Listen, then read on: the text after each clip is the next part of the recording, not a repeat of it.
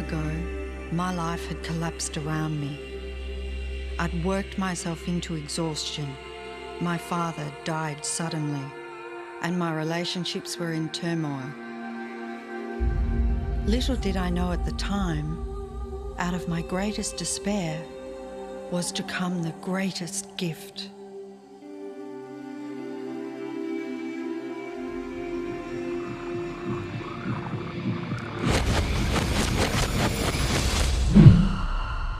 I'd been given a glimpse of a great secret.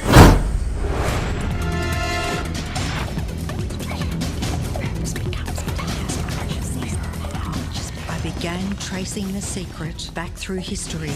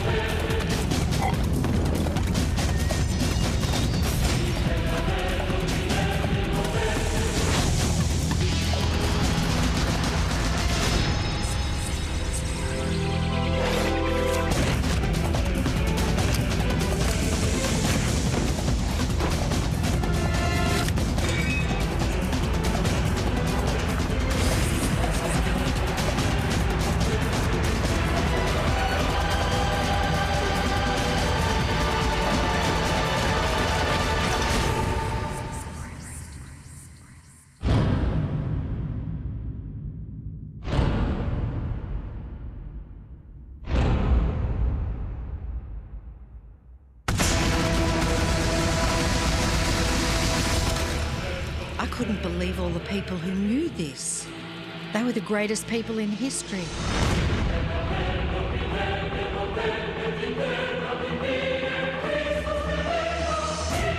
Why doesn't anyone know this? All I wanted to do was share the secret with the world. I began searching for people alive today who know the secret. One by one, they began to emerge.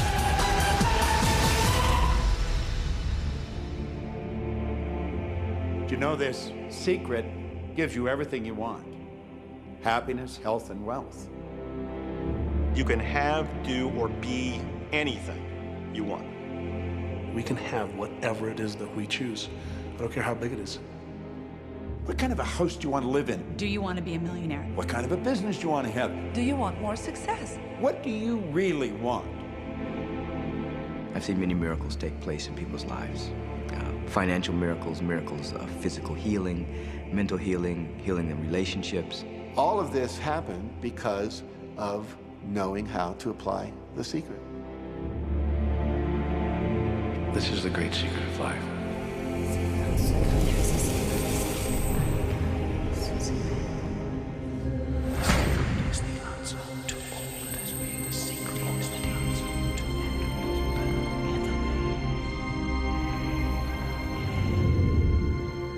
You've probably been sitting there wondering, what is the secret?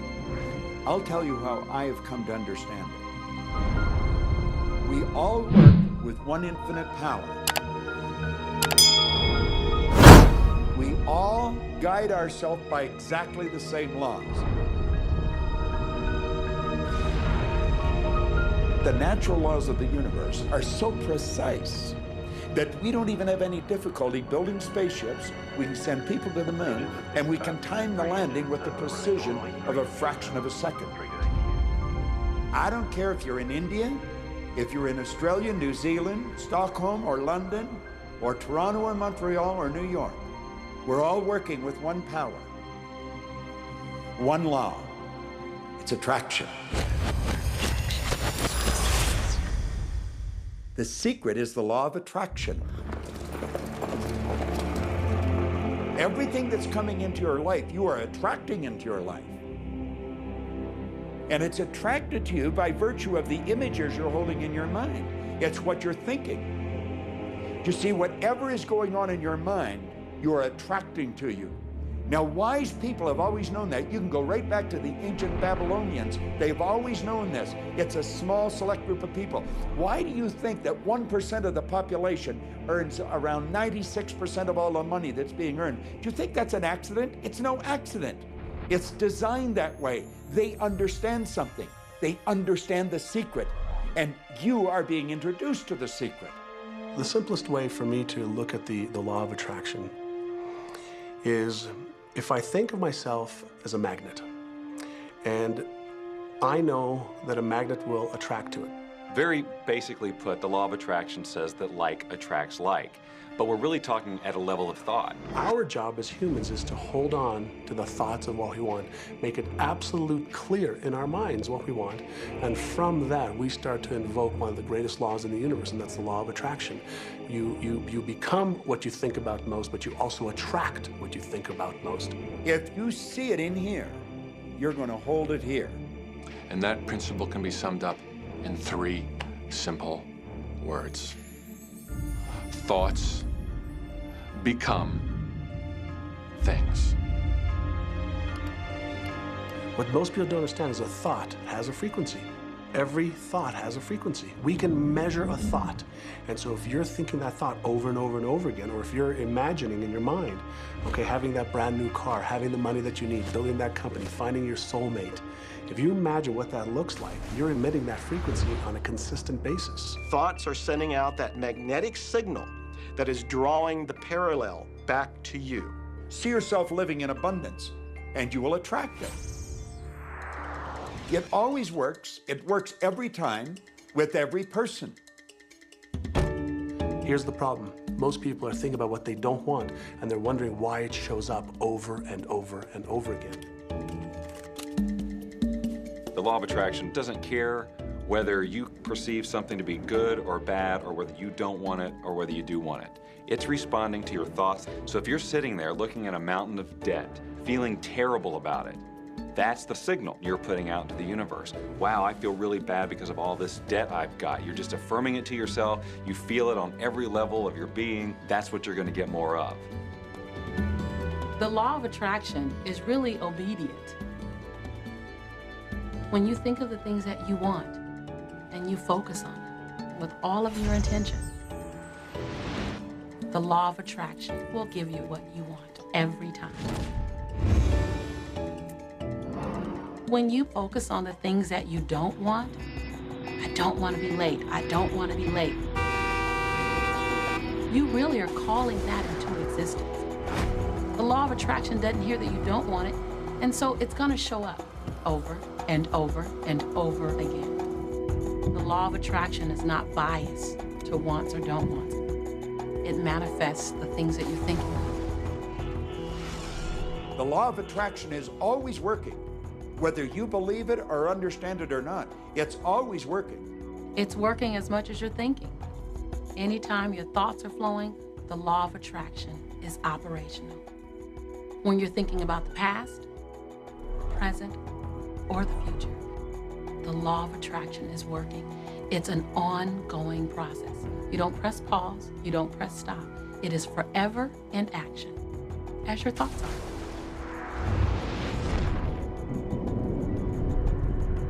Creation is always happening.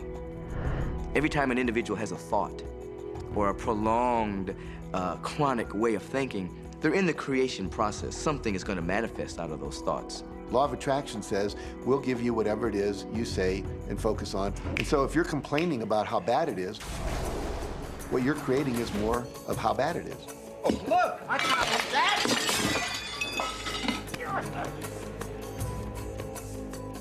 I had a student named Robert. Robert was a gay man, and he was taking an online course I have, part of which entails email access to me. And he outlined all of the grim realities of his life. In his job, all the people ganged up on him. And it was constantly stressful because of how nasty they were with him. When he walked down the street, he said every block he was accosted by homophobic people who wanted to abuse him in some way. He was wanting to become a stand-up comedian, And when he went out and did a stand-up comedy job, everybody heckled him about being gay.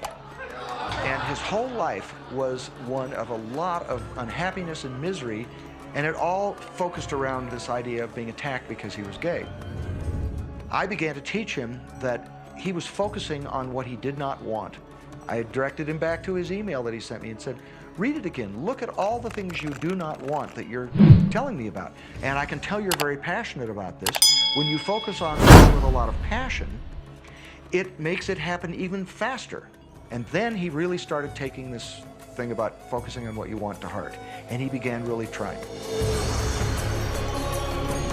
What happened within the next 6 to 8 weeks was absolutely a miracle.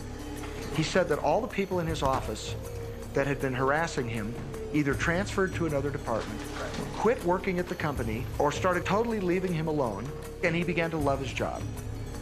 He noticed that when he was walking down the street that nobody came up to him and harassed him anymore. They just weren't there. I'm a very, very gay man. When he went and did his stand-up comedy routines, he started getting standing ovations and nobody was heckling him. His whole life changed because he changed from focusing on what he did not want, what he was afraid of, what he wanted to avoid, to focusing on what he did want. So we may be very positive in our outlook and orientation, and we tend to attract positive people and positive events and circumstances. We may be very negative in our orientation or very angry, in which case we tend to attract negative, angry people and negative, angry circumstances. And so you end up attracting to you the predominant thoughts that you're holding in your awareness, whether those thoughts are conscious or whether they're unconscious. That's the rub. If you look very carefully, when it comes to the secret and the power of our mind, the power of our intention in our daily lives, it's all around us.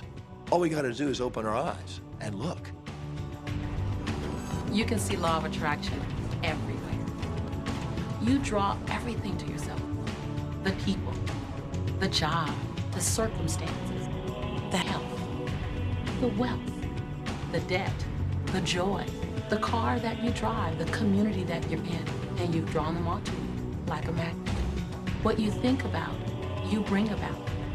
Your life is a physical manifestation of the thoughts that go on in your head.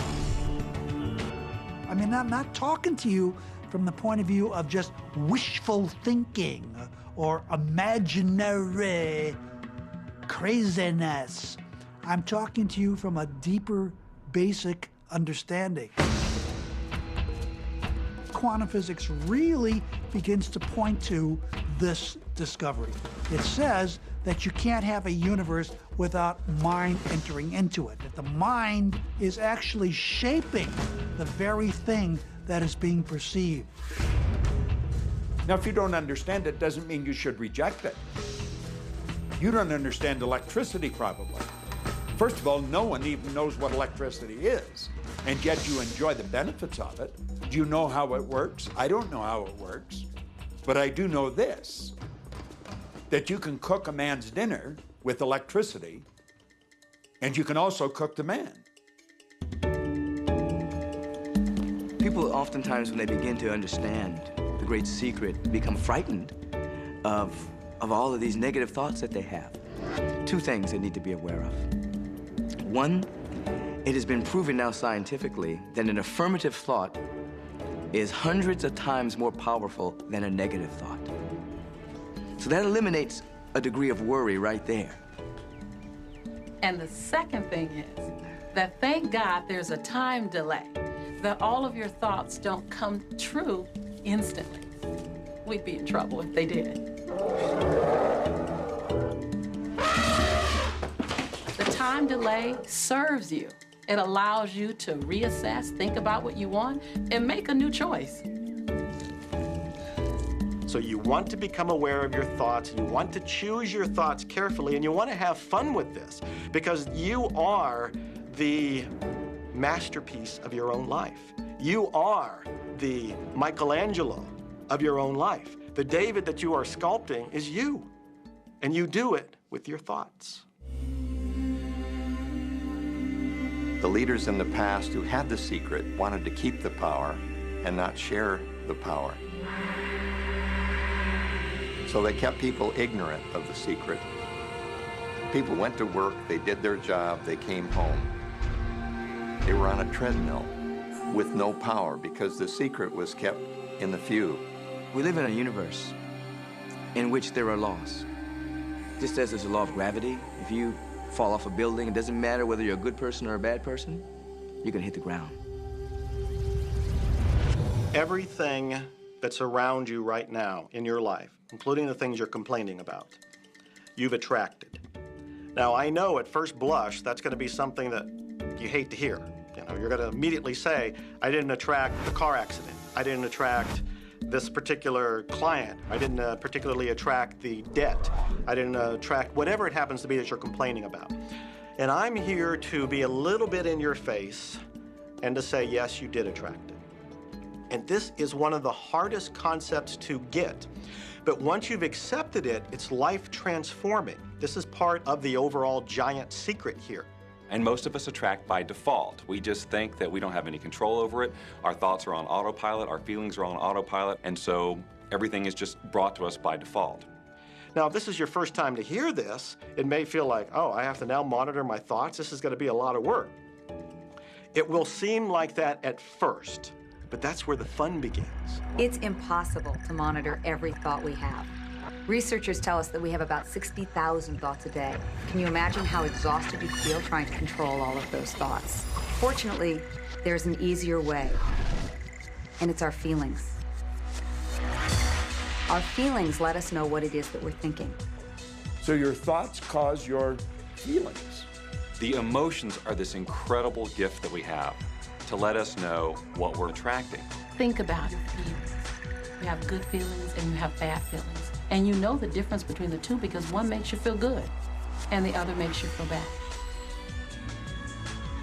It's the depression, it's the guilt, it's the resentment, the anger. It's those feelings. They don't make you feel empowered. Those are the bad feelings. On another level, it's called bad frequency or bad vibes or whatever you want to call it. The flip side to that is that you have good emotions, good feelings. And you know when they come because they make you feel good. Excitement, joy, gratitude, love. Imagine if we can feel that way every day. When you celebrate the good feelings, you'll draw to you more good feelings and things that make you feel good. So it's really so simple. It's right there. The answer is, what am I attracting right now? Well, how do you feel? I feel good. Well, good. Keep doing that. Our feelings are a feedback mechanism to us about whether we're on track or not, whether we're on course or off course. If you're feeling good, then you're creating a future that's on track with what you're desiring. If you're feeling bad, you're creating a future that's off track with your desires.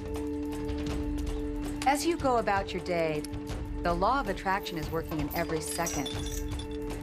Everything we think, everything we're feeling is creating our future. If you're worried, if you're in fear, then that's bringing more of that into your life throughout the day.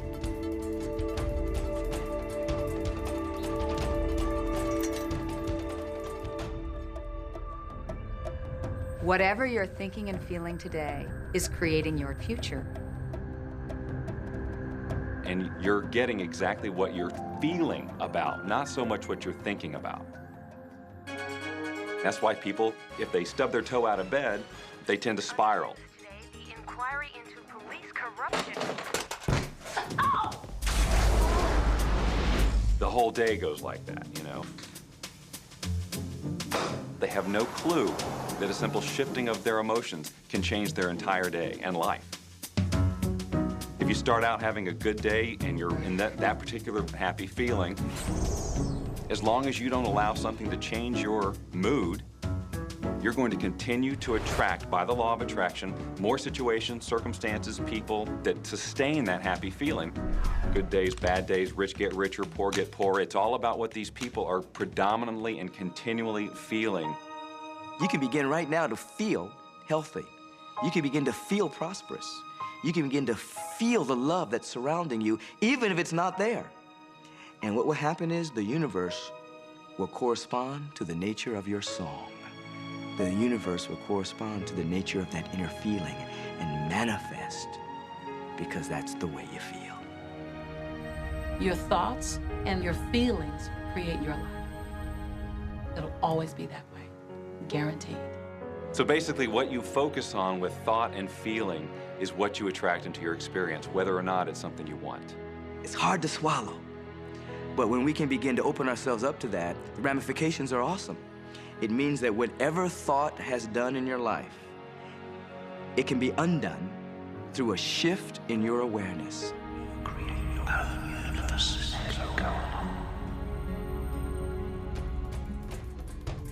It's really important that you feel good, because this feeling good is what goes out as a signal into the universe and starts to attract more of itself to you. So the more you can feel good, the more you will attract the things that help you feel good and it'll keep bringing you up higher and higher. When you're feeling down, do you know that you can change it like that? Put on a beautiful piece of music. Start singing. That'll change your emotion. Or think of something beautiful. Think of a baby.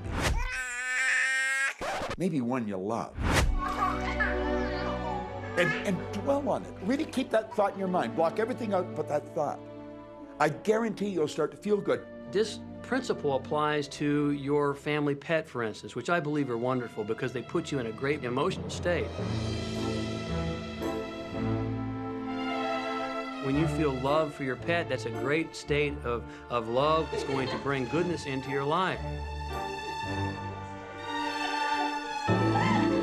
What a gift that is. Once you begin to understand and truly master your thoughts and feelings, that's when you see how you create your own reality. That's where your freedom is. That's where all your power is. That's when you see how you can become a deliberate creator of your life. And when you are a deliberate creator of your life and you use this law of attraction, you will have a life that is beyond what you can possibly imagine right now. Since I learned the secret and started applying it to my life has truly become magical. I think the kind of life that everybody dreams of, and I live on a day-to-day basis. I live in a $4.5 million mansion. I have a wife to die for. I get to vacation in all the fabulous spots of the world. I've climbed mountains, I've explored, I've been on safari. And all of this happened and continues to happen because of knowing how to apply the secret. Life can be absolutely phenomenal, and it should be, and it will be, when you start using the secret.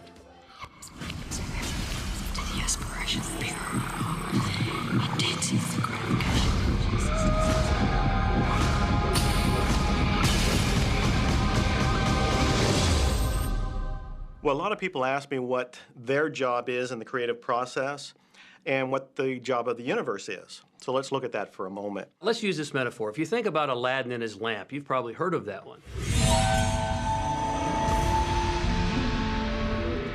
I mean, Aladdin picks up the lamp, and he dusts it off, and out pops the genie.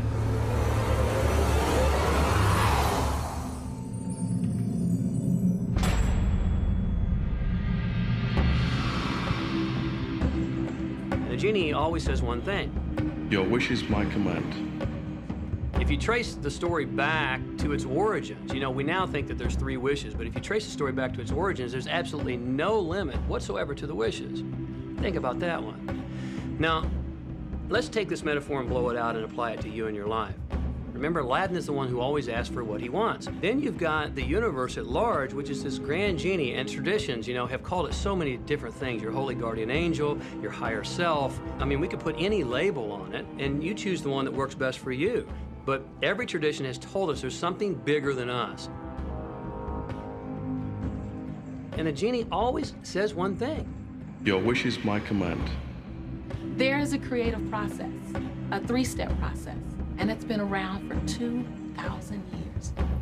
The first step is to ask. Make a command to the universe. Let the universe know what you want. The universe responds to your thoughts.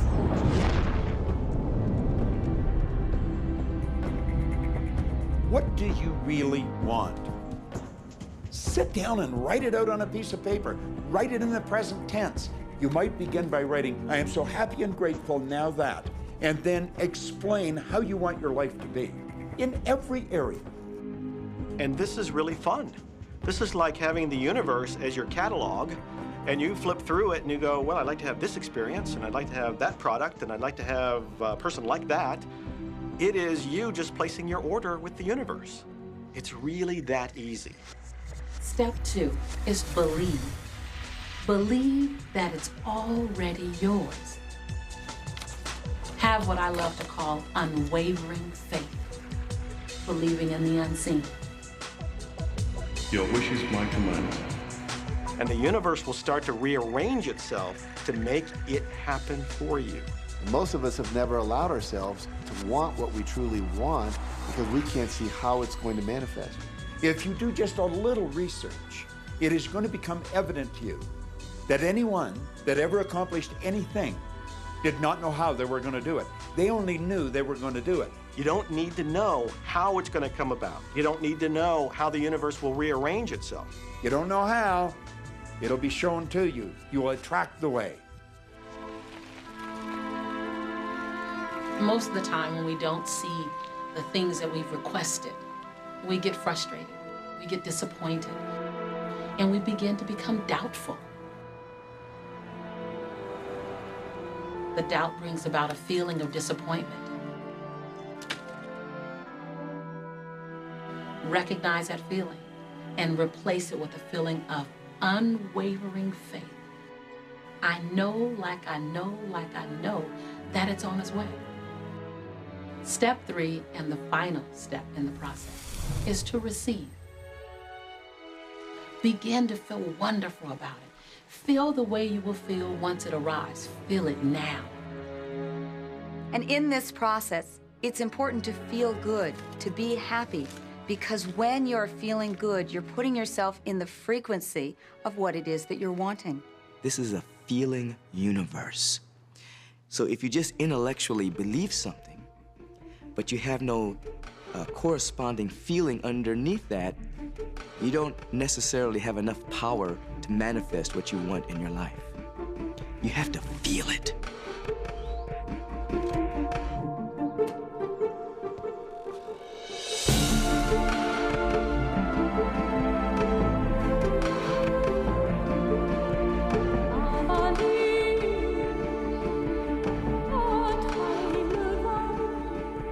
And when you turn that fantasy into a fact, you're in the position to build bigger and better fantasies.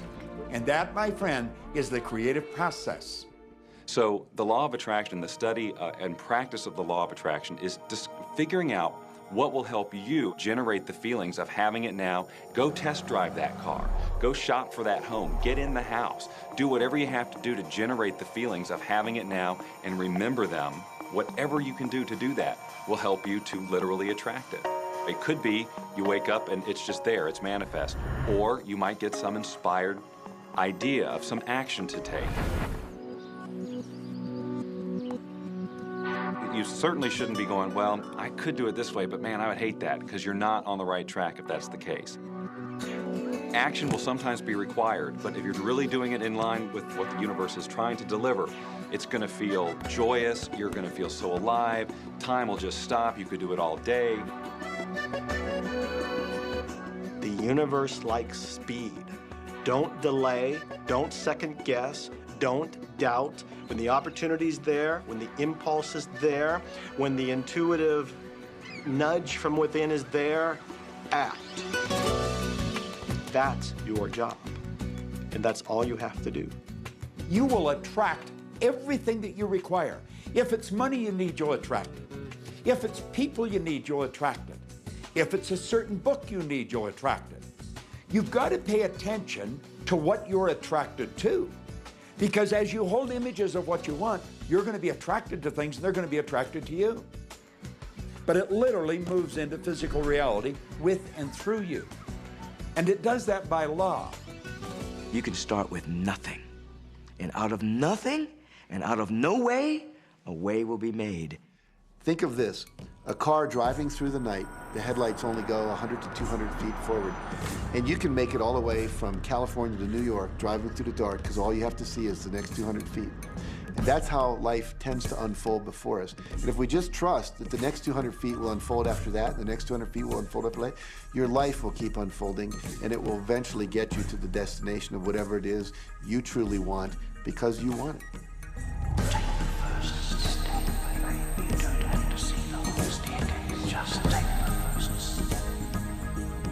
Well, another thing people wonder about is how long is this going to take? How long will it take to manifest the car, the relationship, the money, whatever it happens to be? Well, I don't have any rule book that says it's going to take you 30 minutes or 3 days or 30 days. I think it's more a matter of you being in alignment with the universe itself. Size it's nothing to the universe. It is no more difficult to attract on a scientific level something that we consider huge to something that we consider infinitesimally small. The universe does everything it does with zero effort. Grass doesn't strain to grow. It's effortless. It's just this great design. It's all about what's going on up here. It's about what we put in place, saying this is big, it's going to take some time. This is small, oh, I'll give it an hour. You know, those are our rules that we define. There are no rules according to the universe. You provide the feelings of having it now, it will respond. Some people have an easier time with little things, and so we sometimes say, well, start with something small, like a cup of coffee. Make it your intention to attract a cup of coffee today. Hold an image of talking to an old friend that you haven't seen for a long time. Somehow or another, somebody's going to start talking to you about that person. That person's going to phone you, or you'll get a letter from them. People are amazed how that I line up car parks, and I've done this right from when I first understood the secret. I would visualize a car space exactly where I want it, and 95% of the time it would be there for me, and I'd just pull straight in. 5% of the time I'd have to wait just a minute or two, and the person would pull out and I'd pull in. So I do that all the time.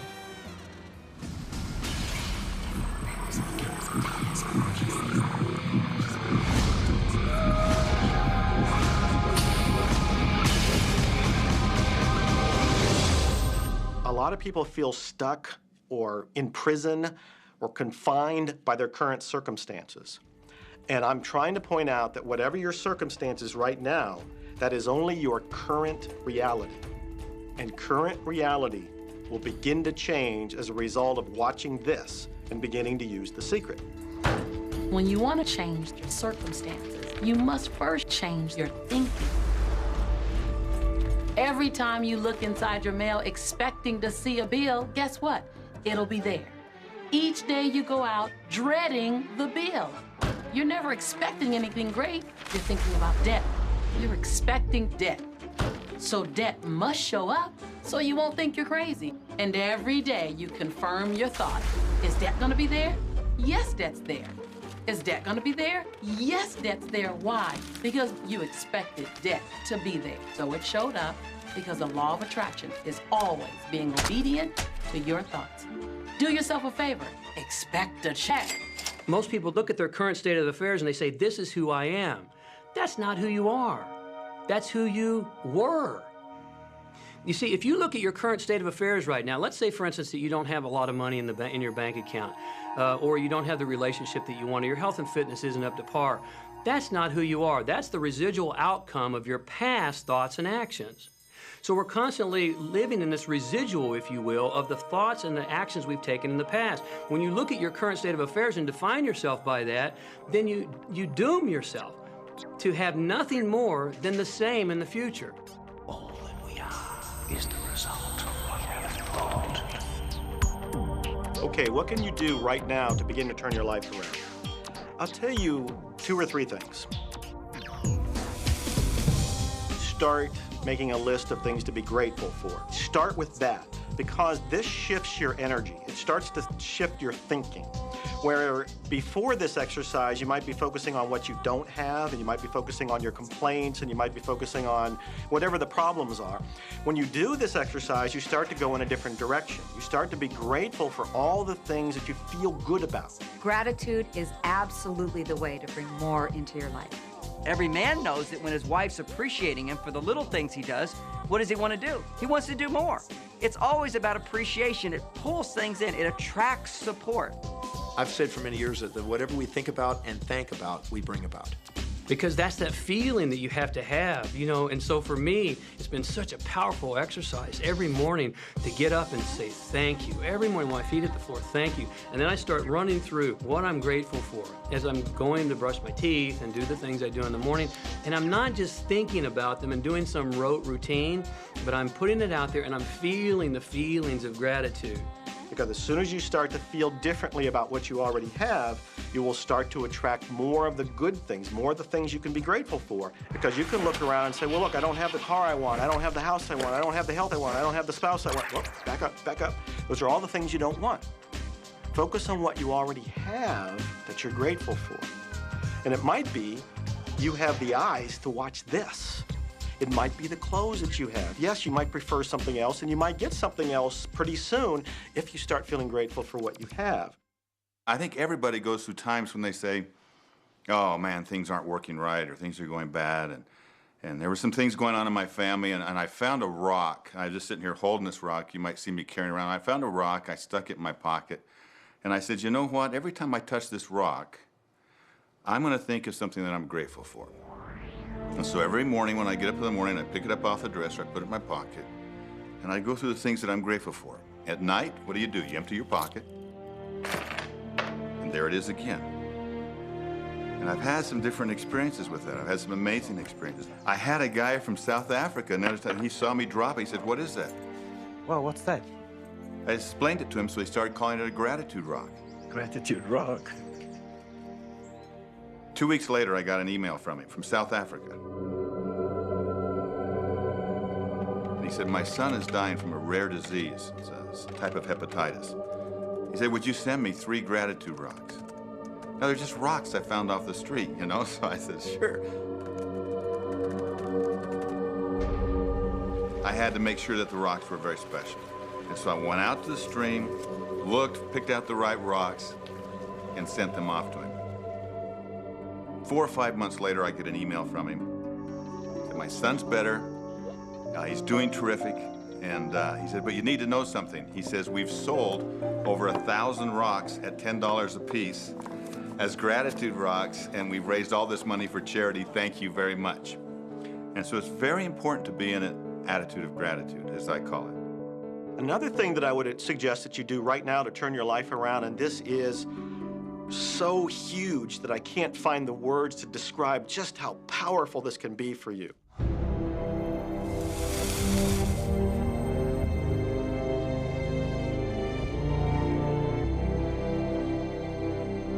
I took the visualization process from the Apollo program and instituted it during the 1980s and 90s into the Olympic program.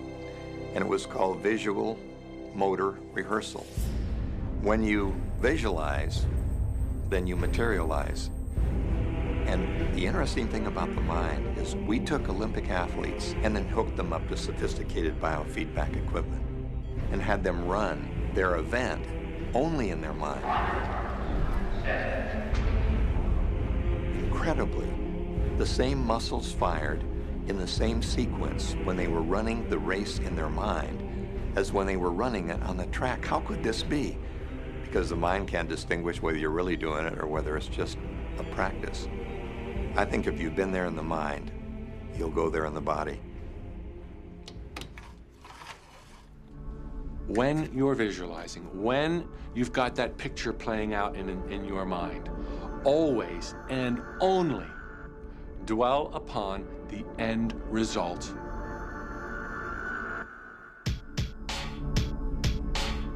Here's an example. Look at the back of your hands right now. Really, look at the back of your hands. The color of your skin, the freckles, the blood vessels, the rings, the fingernails, the fake fingernails. Take in all those details right before you close your eyes. And then see those hands, your fingers, wrapping around the steering wheel of your brand new car.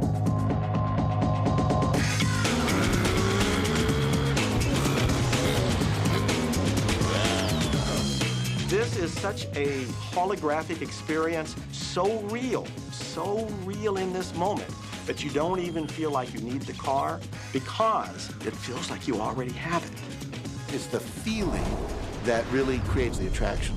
not just the picture or the thought. And I think for a lot of people, they think, well, if I think positive thoughts, or if I visualize having what I want, that'll be enough.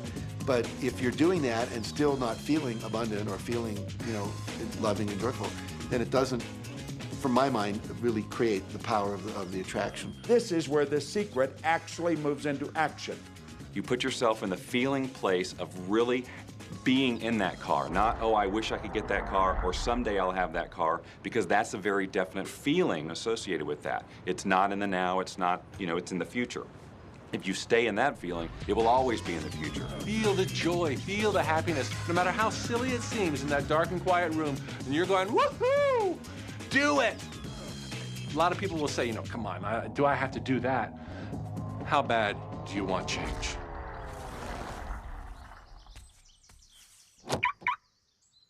Now that feeling and that inner seeing will begin to be an open doorway through which the power of the universe will begin to express. I cannot say. All I know is that it exists. Our job is not to figure out the how. The how will show up out of the commitment and the belief in the what. The hows are the domain of the universe. It always knows the shortest, quickest, fastest, most harmonious way between you and your dream. If you turn it over to the universe, you will be surprised and dazzled by what is delivered to you. This is where magic and miracles happen. Well, I would say you want to do this virtually daily, but my disclaimer is this should never be a chore. What's really bottom line importance here to the whole secret is feeling good. You want to feel exhilarated by this whole process. You want to be high, happy, in tune as much as possible. The only difference between people who live in this way, who live in the magic of life, and those who don't, is that the people who live in the magic of life have habituated ways of being. They've made a habit of using the law of attraction, and magic happens with them wherever they go.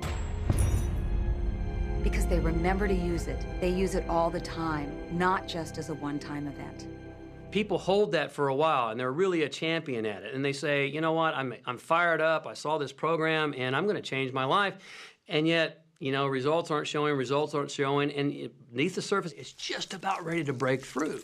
And someone will look at the surface results and go, this stuff doesn't work. And you know what? The universe says, your wish is my command. And it goes down.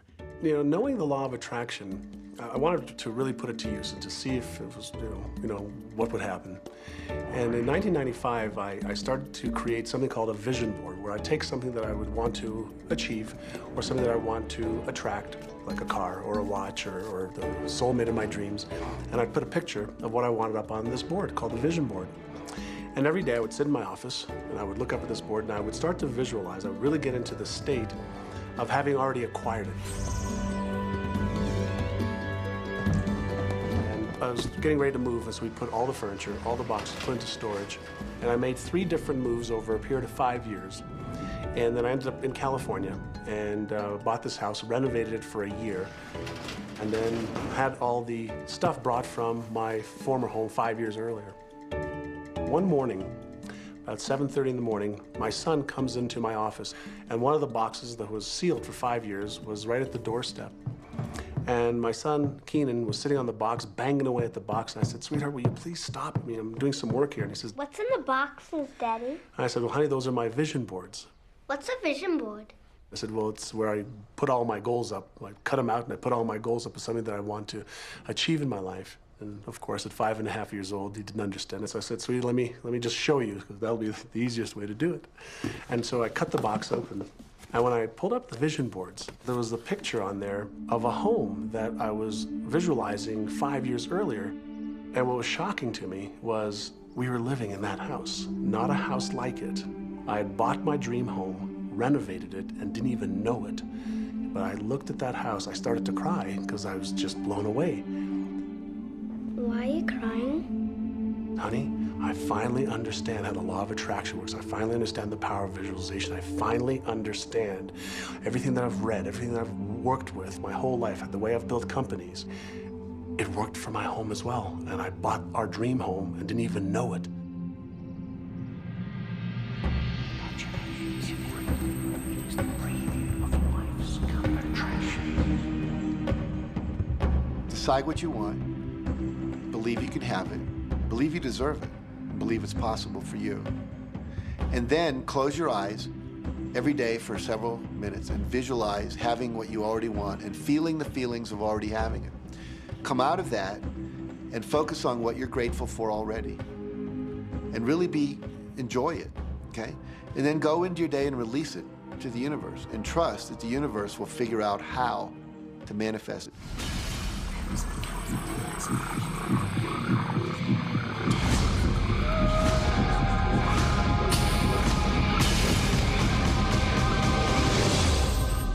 No, The Secret was definitely a real transformation for me because I grew up in a family where my dad was very negative, thought that rich people were people that had ripped everyone off, thought that anyone who had money, must have deceived somebody. And so I grew up with a lot of beliefs about money, that if you had it, it made you bad. Only evil people have money. And, money doesn't grow on trees. That was a big one. Who do you think I am, Rockefeller? That was one of his favorite phrases. So I grew up truly believing that life was difficult, that it was hard, you had to struggle. And it was only when I met W. Clement Stone that I literally began to shift my life. Whatever the mind of man can conceive and achieve. When I was working with Stone, he said, I want you to set a goal that's so big that if you achieved it, it would blow your mind. And you would know it's only because of what I've taught you that you would have achieved this goal. Well, at the time, I was making about $8,000 a year. And for some reason, I wanted something that was really measurable. So I said, I want to make $100,000 in a year. Now, I had no idea how I could do that. I saw no strategy, no possibility, but I just said, I'm going to declare that, I'm going to believe it, I'm going to act as if it's true, and release it. And so I did that. And one of the things he taught me was every day to close your eyes and visualize the goal as if it's already achieved. And I had actually made a $100,000 bill that I put on the ceiling. So the first thing I'd see when I woke up, I'd look up and there it was. It would remind me that this was my intention. And then I would close my eyes and visualize having this $100,000 a year lifestyle. And interestingly enough, nothing major happened for about 30 days. I didn't have any great breakthrough ideas. No one was offering me more money. And all of a sudden, I was in the shower, it was about 4 weeks into it, and I had a $100,000 idea. It just came right into my head. I had a book I had written, and I said, if I could sell 400,000 copies of my book at a quarter each, that'd be $100,000. Now, the book was there, but I never had this thought. And one of the secrets, I think, is that when you have inspired thought, you have to trust it, and you have to act on it. Now, I didn't know how to do that. I didn't know how I was going to sell 400,000 copies. We'd never done that. And then I saw the National Enquirer at the supermarket. I had seen that millions of times, and it was just background. And all of a sudden, it jumped out of me as foreground, and I thought, wow, if readers knew about my book, certainly 400,000 people would go out and buy it.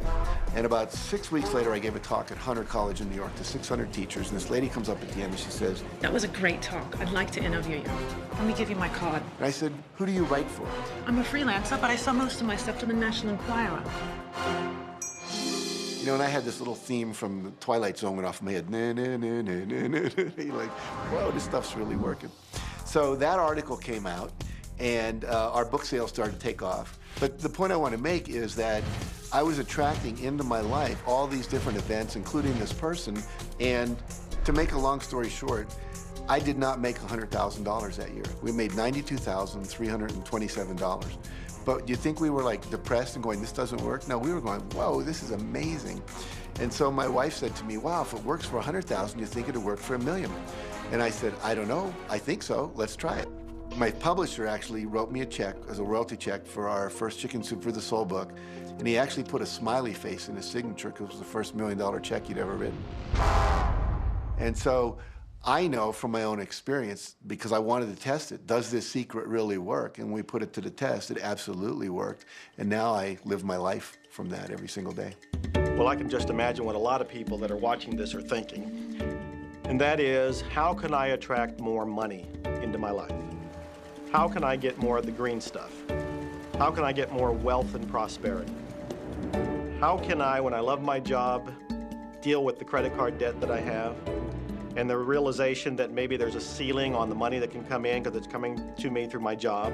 how can I bring in more? Intended. This goes back to one of the things we've been talking about throughout the whole secret. Your job is to declare what you would like to have from the catalog of the universe. Well, if cash is one of them, say how much you would like to have.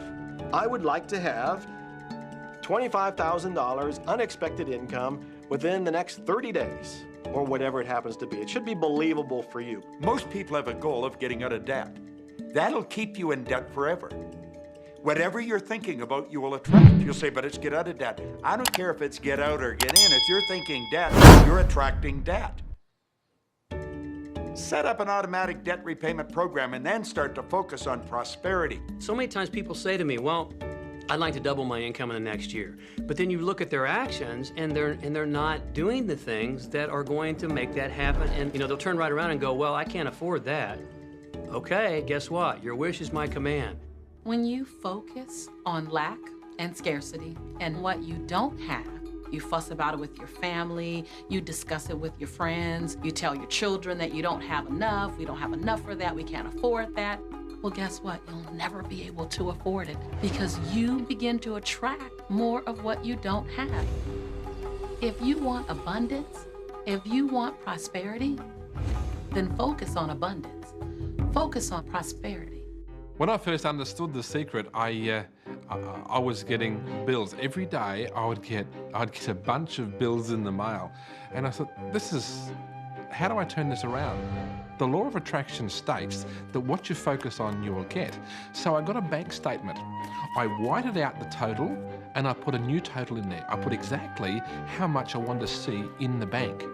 So I thought, what if I just visualize checks coming in the mail? So I just visualize a bunch of checks coming in the mail. Within just 1 month, things started to change. And it is amazing. Today, I just get checks in the mail. I get a few bills, but I get more checks than bills. I grew up on you have to work hard for money, you have to work hard for money. And so I replaced that with money comes easily and frequently. Now, in the beginning, it feels like a lie, right? There was a part of your brain that will say, oh, you liar, it's hard. So you have to know it's this little tennis match that will go on for a while. When it comes to creating wealth, wealth is a mindset. It's all about how you think. I'd say 80% of my coaching that I do one-on-one with folks is about their psychology and the way they think. And I know when people are listening, they say, oh, well, you can do it, I can't. Every person has the capability to change the way they're in a relationship and conversation with money. I find so many people who maybe make a tremendous amount of money, but their relationships stink. That's a technical term, by the way. And that's not wealth. It really isn't. You can go after the money and you might get rich, but it doesn't guarantee you'll be wealthy. I'm not suggesting that money isn't a part of wealth. It absolutely is, but it's only a part. And then I meet a lot of people who are quote unquote spiritual, but they're sick and broke all the time. That's not wealth either. Life is meant to be abundant in all areas. Many people in Western culture are striving for success. They want the home, they want the great business, they want all these outer things. But what we found in our research is that having these outer things does not necessarily guarantee what we really want, which is happiness. So we go for these outer things, thinking they're going to bring us happiness, but it's backwards. You need to go for the inner joy, the inner peace, the inner vision first, and then all of the outer things appear.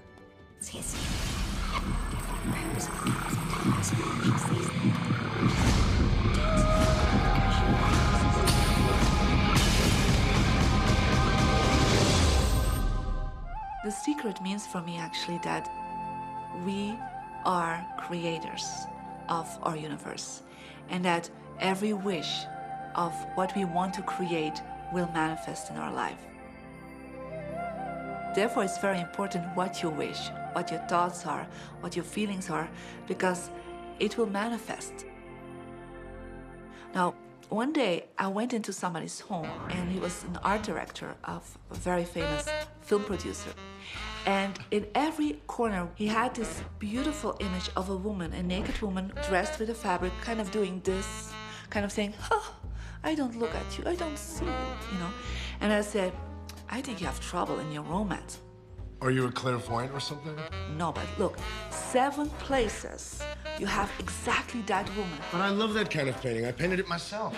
That's even worse, I said, because you put all your creation and your creativity in it. Now, he's this gorgeous-looking man. He has all these actresses around him because that's the work he does. He doesn't get romance. I said, what do you want? Well, I want to date 3 women a week. Okay, paint yourself with 3 women and hang it in every corner.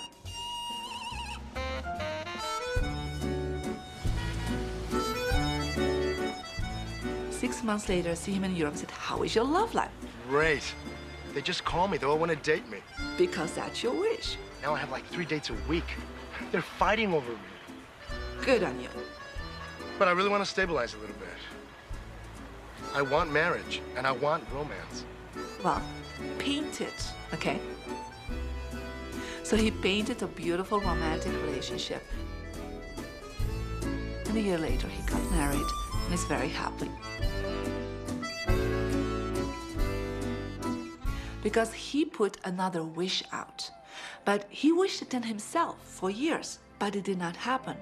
Because his wish could not manifest because the outer level of himself, his house, was just contradicting himself all the time. So if you know this knowledge, you should start playing with it.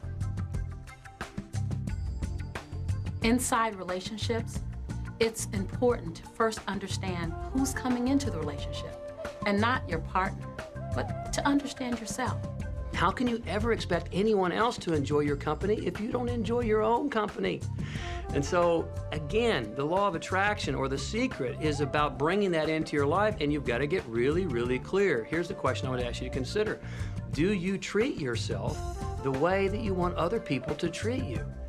You become the solution for you. Don't now you owe me and you need to give me more. Instead, give more to yourself. Take time off to give to yourself, in a sense, to fill yourself up to fullness, to where now you can overflow in giving.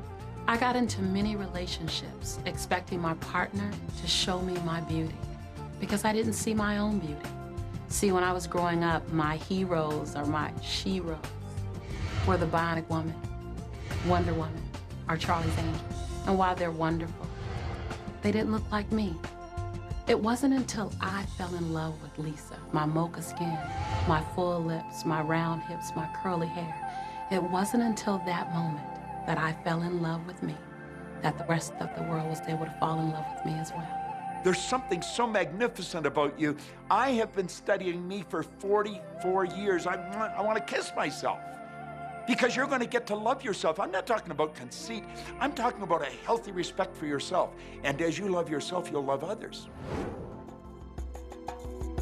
In relationships, we're so used to complaining about other people. My coworkers are so difficult to work with.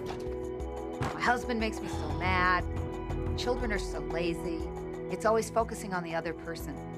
But for relationships to really work, we need to focus on what we appreciate about the other person, not what we're complaining about. When we're complaining about those things, we're only getting more of those things.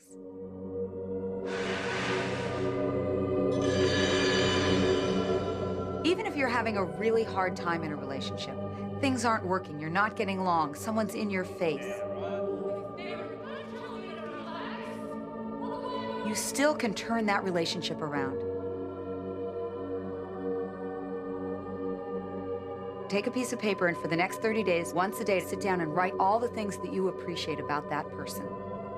Think about all the reasons that you love them. You appreciate their sense of humor. You appreciate how supportive they are. And what you'll find is that when you focus on appreciating and acknowledging their strengths, that's what you'll get more of. And the problems will fade away. We cannot control other people, no matter how hard we try. So what you'll find is if somebody's come home in a bad mood, and you're actually in a good mood, you'll find yourself in a different place from them in that moment. We create our own happiness through the law of attraction. Oftentimes, you give others the opportunity to create your happiness. And many times, they fail to create it the way you want it. Why? Because only one person can be in charge of your joy, of your bliss, and that's you. So even as a parent, as a child, as a spouse, even the people closest to you, they do not have the control to create your happiness. Your joy lies within you.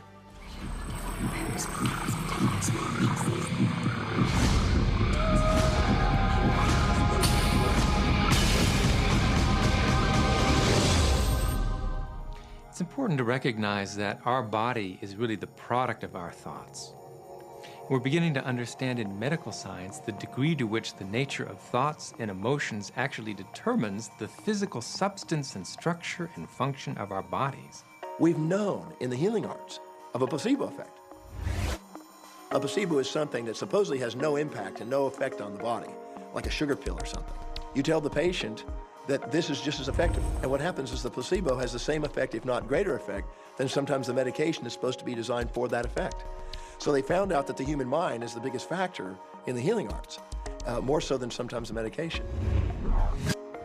If somebody is in a situation where they're sick and they have an alternative to try to explore what is in their mind creating it versus using medicine, if it's an acute situation that could bring death to them, then obviously the medicine is a wise thing to do while they explore what the mind is about. So you don't want to negate medicine. Every form of healing has a place. The universe is a masterpiece of abundance, good health, and well-being. When you open yourself up to feel the abundance of the universe, you'll experience the wonder, the joy, the bliss. You'll experience all the great things that the universe has for you. Good health, good wealth, good nature. When you shut yourself off with negative thoughts, you'll feel the discomfort, you'll feel the aches, you'll feel the pain. You'll feel as if every day is painful to get through. You know people who have had terminal disease. Stop and think of the word dis-ease. Hyphenate the word. That's a body that's not at ease. We've got 1,000 different diagnoses and disease out there. They're just the weak link. They're all the result of one thing, stress. And you put enough stress on the chain, you put enough stress on the system, and one of the links breaks. Our physiology creates disease to give us feedback, to let us know we have an imbalanced perspective and we're not loving and we're not grateful. So the body's signs and symptoms are not something terrible. The question that's frequently asked is when a person has manifested a disease in their body temple or some kind of discomfort in their life, through the power of right thinking, can it be turned around? And the answer is absolutely yes. On November 23rd, I was diagnosed with breast cancer. I truly believed in my heart, with my strong faith, that I was already healed. During the day, all day long, I would just say, thank you for my healing. On and on and on I went, thank you for my healing. I believed in my heart I was healed. I saw myself as if cancer was never in my body. One of the things I did to heal myself was to watch very funny movies. That's all we would do is just laugh, laugh, laugh. We couldn't afford to put any stress in my life because we knew stress was one of the worst things you can do while you're trying to heal yourself. From the time I was diagnosed, which was November 23rd, to the time I was healed totally was approximately 3 months. And that's without radiation and chemotherapy. Well, we come with a basic program. It's called self-healing. You get a wound, it grows back together. You get a bacterial infection, the immune system comes and takes care of those bacteria and heals it up. The immune system is made to heal itself. Dis-ease cannot live in a body that's in a healthy emotional state. Your body is casting off millions of cells every second, and it's creating millions of new cells. In fact, literally, parts of our body are replaced every day. Other parts take a few months, other parts a couple of years. But within a few years, we have a brand new physical body. If you have a disease and you're focusing on it and you're talking to people about it, you're going to create more disease cells. See yourself living in a perfectly healthy body. Let the doctor look after the disease. You have two people, both stricken with something. But one chooses to focus on joy. They choose to live in possibility. They choose to live in hopefulness. They focus on all the reasons why they should be joyful and grateful. Then you have the second person. Same diagnosis, but they choose to focus on the dis-ease. They focus on the pain. They focus on the woe is me. When a person is completely focused on what's wrong and their symptoms, they will perpetuate it. The healing will not occur until they shift their attention from being sick to being well, because that's the law of attraction. Happier thoughts lead to essentially a happier biochemistry, a happier, healthier body. Negative thoughts, stress, have been shown to seriously degrade the body and the functioning of the brain, because it's our thoughts and emotions that are continuously reassembling, reorganizing, recreating our body. Remove physiological stress from the body, and the body does what it was designed to do. It heals itself. I've seen kidneys regenerated. I've seen cancer dissolved. I've seen eyesight improve and come back. I always say that incurable means curable from within.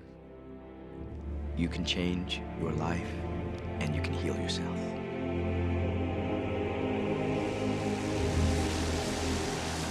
Well, my story begins on March 10, 1981. It really changed my whole life. It was a day I'll never forget. I crashed an airplane.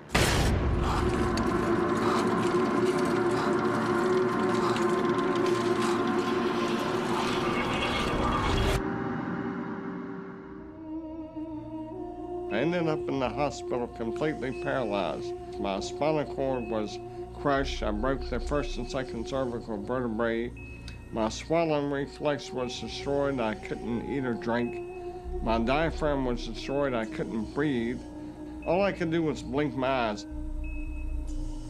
The doctors, of course, said all my life I'd be a vegetable. All I'd do is blink my eyes the rest of my life. That's the picture they saw of me, but it didn't matter what they thought. The main thing was what I thought.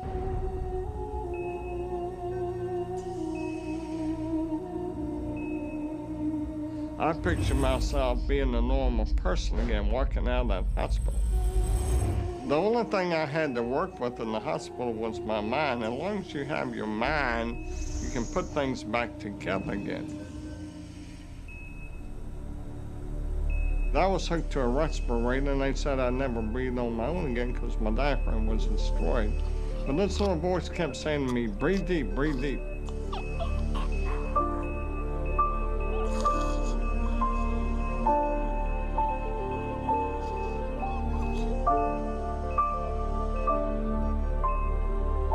Finally, I was weaned from it. They were at a loss for an explanation. See, I could not afford to allow anything to come in my mind that would distract me from my goal and from my vision.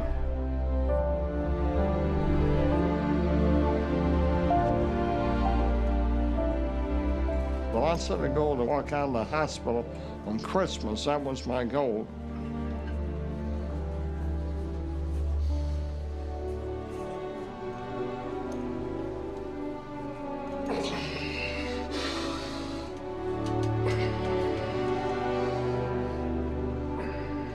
Months later, I walked out of the hospital on my own 2 feet. They said it couldn't be done. That's a day I will never forget. For people that are sitting out there right now watching this program that are hurting, if I wanted to sum up my life and sum up for people what they can do in life, I would sum it up this way in 6 words. Man becomes what he thinks about.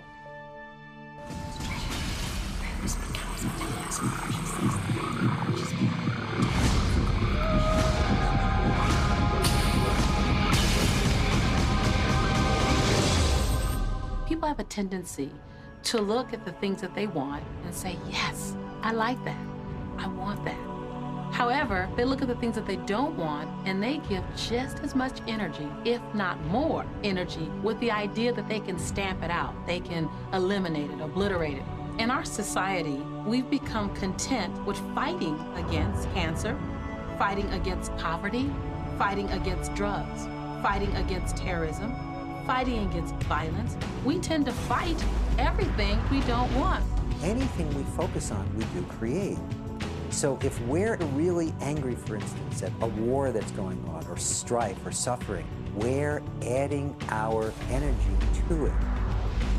We're pushing ourselves, and all that only creates resistance. The reason that what you resist persists is because if you're resisting something, you're saying, no, I don't want this thing because it makes me feel this way, the way I'm feeling right now. So you're just putting out this really strong emotion of, wow, I really don't like this feeling, and it's there, and it just comes racing towards you. You know, the anti-war movement creates more war. The anti-drug movement has actually created more drugs because we're focusing on what we don't want, drugs. How much sense does it make for us to give the problem all of the energy, as opposed to focusing on trust, love, living in abundance, education, peace? Mother Teresa was brilliant. She said, I will never attend an anti-war rally. If you have a peace rally, invite me. You know, she knew. She understood the secret. I mean, look what she manifested in the world. So if you're anti-war, be pro-peace. If you're anti-hunger, be pro people having more than enough to eat. If you're anti a particular politician, be pro his opponent. Often, elections are tipped in the favor of the person that people are really against because he's getting all the energy and all the focus. You want to focus on what you want, not what you don't want. It's okay to notice what you don't want because that gives you contrast to say, well, this is what I do want. But the fact is that the more you talk about what you don't want or talk about how bad it is, read about all of that all the time, and then say, oh, how terrible it is, well, you're creating more of that. You know, so many times people say to me, well, James, I have to be informed. Maybe you have to be informed, but you don't have to be inundated. I always say when the voice and the vision on the inside become more profound and more clear and loud than the opinions on the outside, you've mastered your life. Learn to become still and to take your attention away from what you don't want and all the emotional charge around it and place the attention on what you wish to experience. Energy flows where attention goes. It's not your job to change the world or the people around you. It's your job to go with the flow inside of the universe and to celebrate it inside the world that exists. One of the questions I get almost all the time, and it's probably on somebody's mind right now if it's not on yours, and that's the idea that, well, if everybody uses the secret and they all treat the universe like a catalog, aren't we going to run out of stuff? Won't everybody just make a run for it and bust the bank? What's beautiful about the teaching of the Great Secret is that there's more than enough to go around for everyone. There is a lie that acts like a virus within the mind of humanity. And that lie is there's not enough good to go around. There's lack, and there's limitation, and there's just not enough. That lie has people living in fear, greed, stinginess, and those thoughts of fear, greed, stinginess, and lack become their experience. So the world has taken a nightmare pill. Now the truth is, there's more than enough good to go around. There's more than enough creative ideas. There's more than enough power. There's more than enough love. There's more than enough joy. All of this begins to come through a mind that is aware of its own infinite nature. Every great teacher who's ever walked the planet has told us that life was meant to be abundant. And so just when we think that resources are dwindling, we find new resources to achieve the same things. And so even though we say we have lack, it's because we don't open up our vision and see all of what's around us. You know, when everybody starts to live from their heart and go for what they want, they don't go for the same things. That's the beauty of this. We don't all want BMWs. We don't all want the same person. We don't all want the same experiences. We don't all want the same clothing. We don't all want fill in the blank. There's enough for everyone. If you believe it, If you can see it, if you act from it, it will show up for you.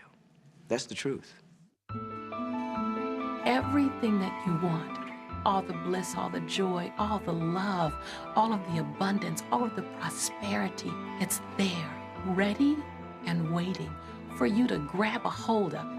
Now you gotta get hungry for it. You have to want it. You gotta be intentional. And when you become intentional and on fire for what you want, the universe will deliver you every single thing that you've been wanting. Recognize the beautiful and wonderful things around you and bless and praise them. And on the other side, the things that aren't currently working the way you want them to work, don't spend your energy faulting or complaining. Embrace everything that you want so you can get more of it.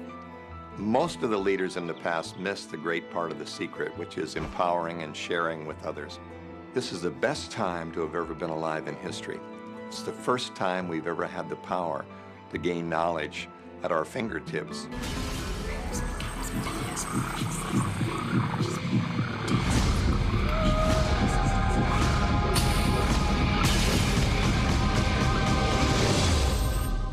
When we look around us, even at our own bodies, what we see is the tip of the iceberg.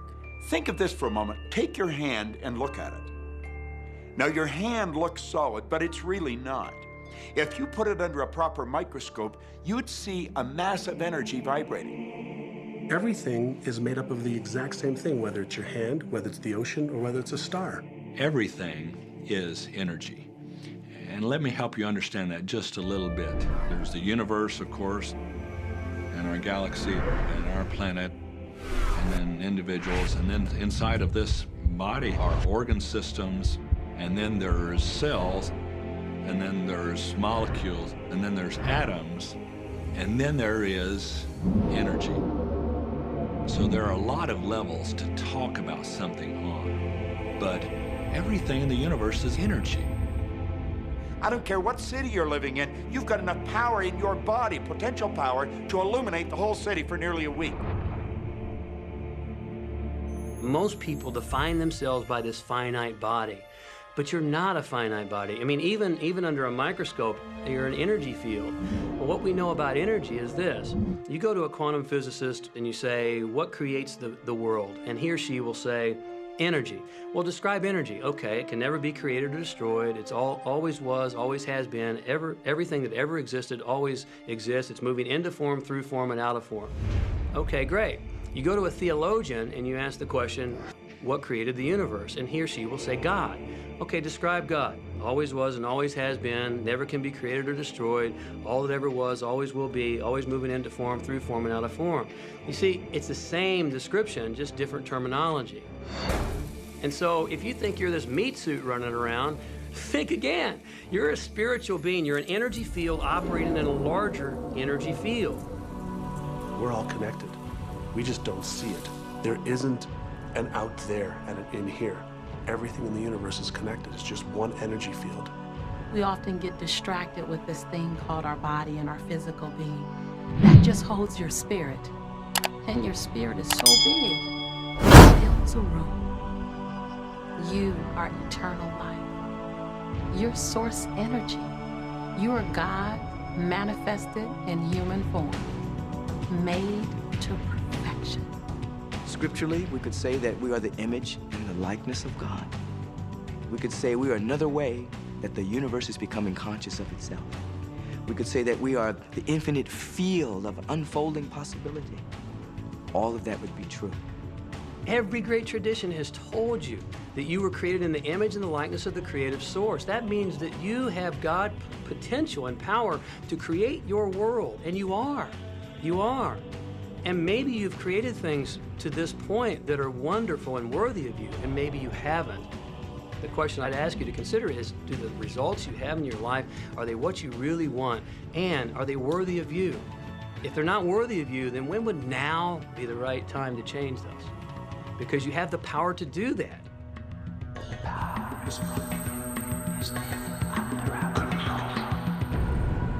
You know, a lot of people feel like they're victims in life, and they'll often point to past events, perhaps growing up with an abusive parent or in a dysfunctional family. And I would add as a parenthesis here that Most psychologists believe that about 85% of families are dysfunctional, so it's like all of a sudden you're not so unique.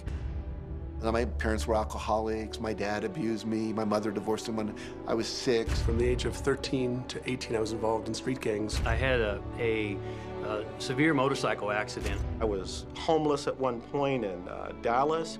I lived in poverty for 15 years in Houston. When I was a child, I had learning difficulties, and I was considered learning disabled, and I was told I would never read, write, or communicate, never amount to anything, not go very far in life. I mean, that's almost everybody's story in some form or not. So that's just called so what. The real what is, what are you going to do now? What do you choose now? Because you can either keep focusing on that or you can focus on what you want. And when people start focusing on what they want, what they don't want falls away. And that part expands and the other part disappears. You are the designer of your destiny. You are the author. You write the story. The pen is in your hand, and the outcome is whatever you choose. The beautiful thing about the law of attraction is that you can begin where you are, and you can begin to think, real thinking, and you can begin to generate within yourself a feeling tone of harmony and happiness. The law will begin to respond to that. So now you start to have different beliefs, like there is more than enough in the universe, or you have the belief that everything goes right for me, or you have the belief that I'm not getting older, I'm getting younger. We can create it the way we want it by using the law of attraction. And you can break yourself free from your hereditary patterns, cultural codes, social beliefs, and prove once and for all that the power within you is greater than the power that's in the world. Some of you may be thinking, well, that's very nice, but I can't do that, or she won't let me do that, or he'll never let me do that, or I haven't got enough money to do that, or I'm not strong enough to do that, or I'm not rich enough to do that, I'm not. Every single I'm not is a creation. Whether you can or you can't, you are right tight. Are there any limits to this? Absolutely not. We are unlimited beings. We have no ceiling. The capabilities and the talents and the gifts and the power that is within every single individual on this planet is unlimited.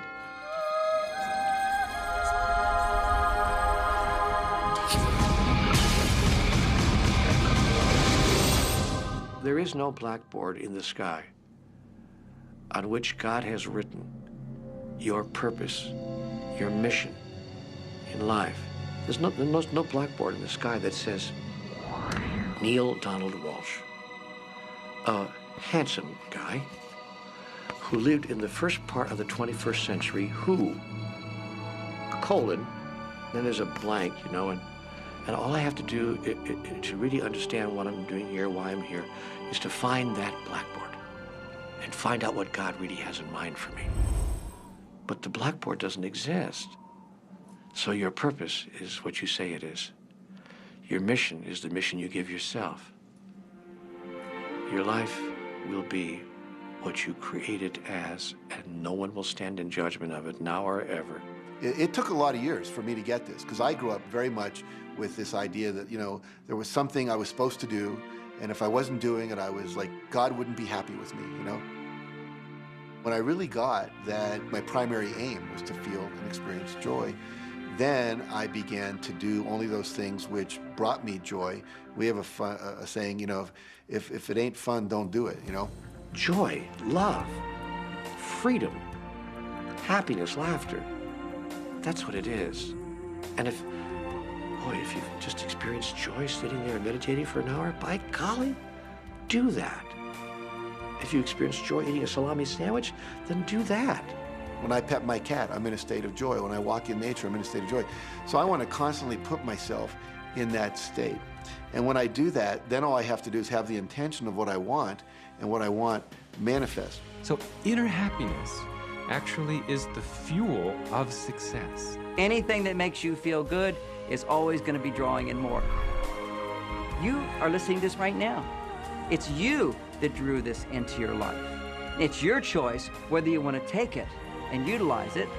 If it feels good, if it doesn't feel good, then you know, let it go. Find something that feels good, that resonates with your heart.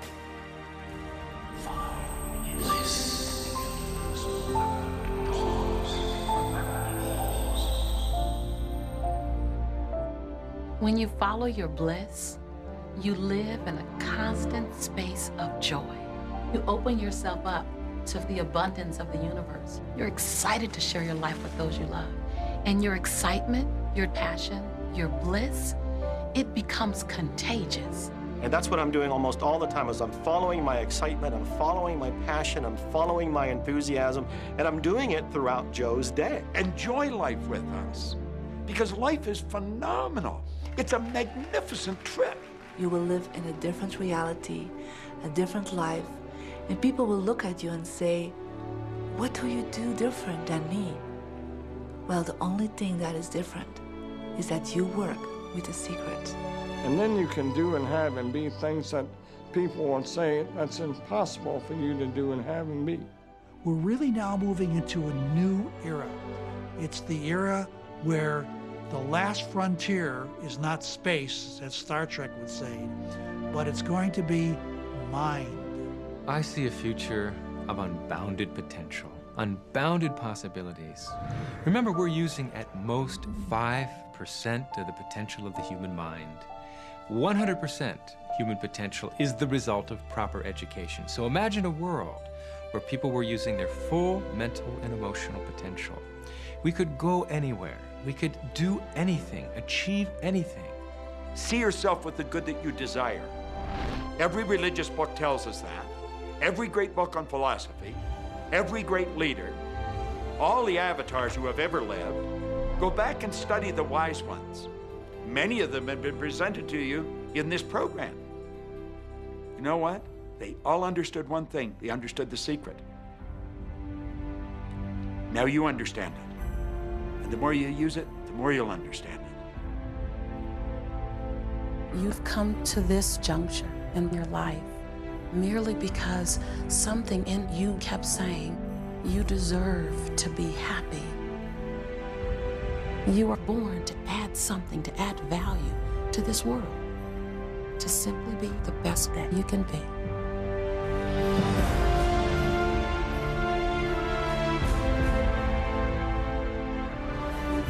Every single thing you've been through, every single moment that you've come through, were to all prepare you for this moment right now. Now you get that you are the creator of your destiny. Imagine what you can do from this day forward with what you now know. What will you do with the moment? How will you seize the moment? No one else can dance your dance. No one else can sing your song. No one else can write your story. Who you are, what you do, begins right now. I believe that you're great, that there's something magnificent about you. Regardless of what has happened to you in your life, regardless of how young or how old you think you might be, the moment you begin to think properly, there's something that is within you, there's power within you that's greater than the world, it will begin to emerge. It will take over your life. It will feed you. It will clothe you. It will guide you, protect you, direct you, sustain your very existence if you let it. Now that is what I know for sure.